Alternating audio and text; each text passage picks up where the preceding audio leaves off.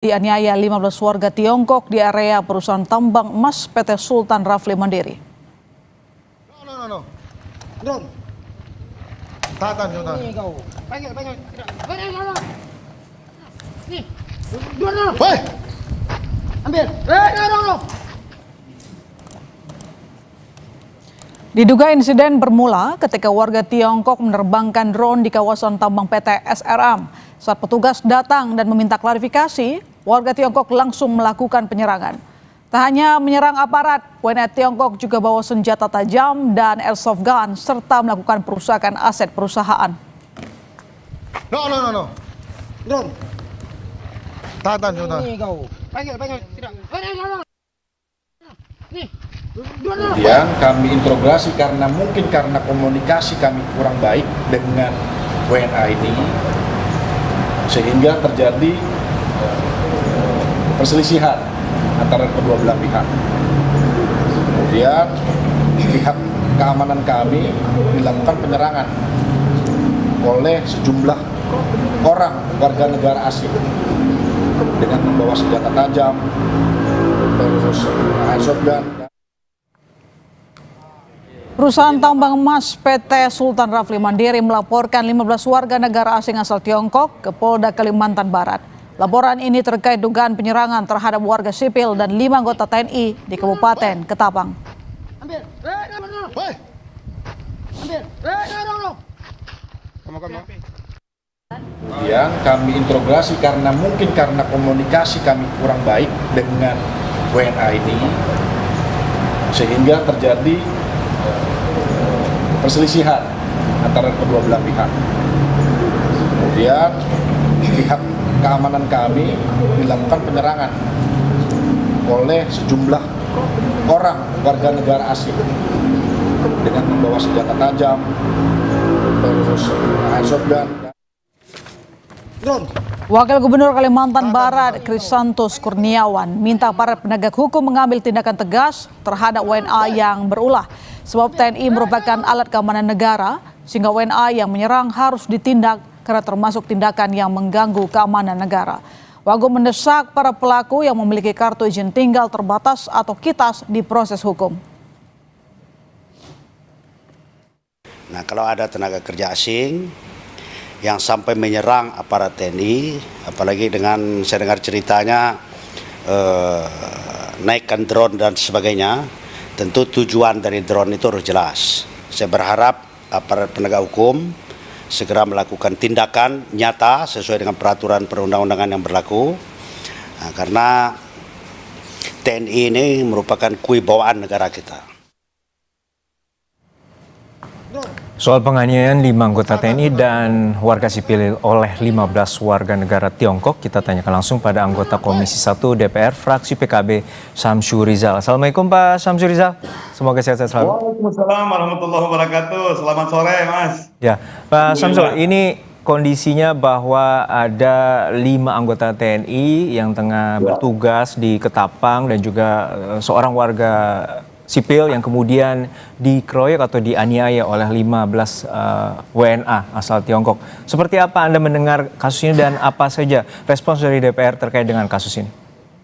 Terima kasih banyak Mas. Yang pertama saya ingin menyampaikan bahwa ini menjadi perbincangan yang hangat di publik dan di beberapa WA group itu saya bilang, dan ini yang mengemuka bahwa sekarang ini kita seperti dijajah sama mereka.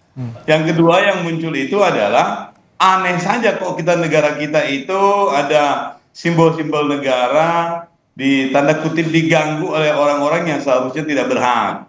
Yang ketiga yang mengemuka di ruang publik itu adalah bagaimana mereka bisa menerbangkan drone tanpa izin atau izinnya terbatas dan pihak perusahaan itu tidak mengetahui atau tidak baik manage dari perusahaan. Dan itu beberapa yang mengemuka sebagai persoalan aktual di beberapa WA group atau di media sosial. Dan itu adalah salah satu simbol bahwa masyarakat tidak suka.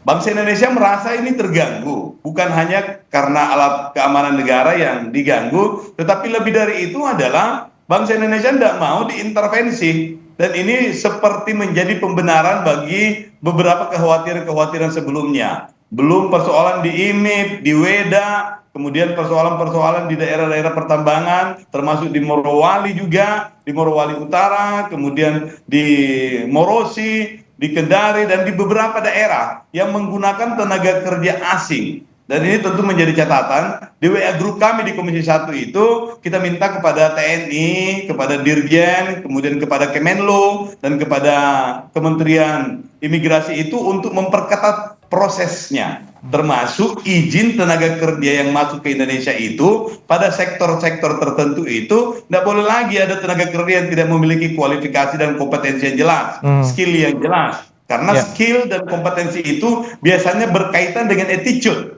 Jangan-jangan mereka ini juga tenaga buruh yang tidak memiliki kualifikasi teknis yang kita butuhkan, sehingga mereka juga tidak memiliki pengendalian diri dan tidak mengerti bahwa ada simbol-simbol tertentu yang hitam putih tidak boleh diganggu, dan itu juga masalah kedaulatan. Nah, inilah yang mengemukas, sehingga kita juga minta kepada TNI dan Kementerian Luar Negeri termasuk Kementerian Imigrasi untuk melakukan tindakan-tindakan supaya tidak terjadi lagi hal seperti ini di kemudian hari. Ya Pak Samsul, ini juga mengetahui bahwa dari WNA ini memiliki kitas dan dikeluarkan atau disponsori oleh PT SRM sendiri, dan untuk saat ini seperti apa pengusutan dan juga koordinasi terutama kepada aparat penegak hukum? Ya betul, kalau soal kitas itu sih sebenarnya penting untuk ditambahkan syarat tertentu, terutama syarat tentang kompetensi dan skill yang dibutuhkan. Karena biasanya yang terkait dengan penanaman modal asing, biasanya tenaga kerja itu semuanya 100% itu di drop dari pemegang sahamnya, itu ada jatah-jatahnya lah. Jadi pemegang saham sekian persen berhak untuk mensuplai tenaga kerja. Dan ini yang kita tidak inginkan terjadi lagi belakangan, sehingga kita minta kepada Kementerian Imigrasi juga dengan perlindungan tenaga kerja, Kementerian Tenaga Kerja untuk berkoordinasi untuk membuat syarat-syarat yang lebih rigid, terutama yang berkaitan dengan keahlian khusus yang dibutuhkan. Karena kalau untuk menerbangkan drone ini, masih banyak orang-orang di sini yang bisa, tidak perlu kita impor dari luar. Apalagi kalau untuk proses-proses kerja yang sifatnya bukan high skill misalnya, atau yang spesial skill misalnya, masih banyak. Nah, itu sekali lagi, bahwa apa yang mereka tunjukkan itu adalah salah satu simbol bahwa ini terjadi di beberapa daerah. Bukan cuma di Ketapang, bukan cuma di Kalimantan Barat itu, tapi di beberapa daerah yang sifatnya penanaman modal asing. Jadi itu juga Kementerian Investasi juga bisa menjadikan pelajaran untuk kita semuanya lah. Baik. Untuk saat ini dari pihak Yonsipur 6 atau dari Kodam Tanjung Pura itu sendiri seperti apa sebenarnya tugas dan fungsi pengamanan di kawasan tambang itu? Jadi ada dua bentuk pengamanannya mereka. Yang pertama itu adalah pengamanan by order. Tetapi terlepas dari pengamanan by order dari perusahaan-perusahaan strategis yang ditunjuk sebagai salah satu objek vital di daerah tertentu, TNI juga memiliki kewenangan untuk mendeteksi dini potensi-potensi pelanggaran. Jadi tanpa diminta pun juga, kalau dianggap itu mengganggu kedaulatan, ada konflik-konflik yang melibatkan warga negara asing, tanpa permintaan dari perusahaan itu atau berkoordinasi dengan kepolisian, itu bisa turun juga. Apalagi mereka lagi dalam keadaan operasi dalam pengertian latihan bersama, dan itu legal. Dan inilah yang kita harapkan, supaya pemerintah daerah juga setiap ada perusahaan-perusahaan yang sifatnya objek vital ini bisa lebih selektif dalam mengusulkan untuk menentukan perusahaan-perusahaan tertentu itu vital tidaknya. Baik. Demikian.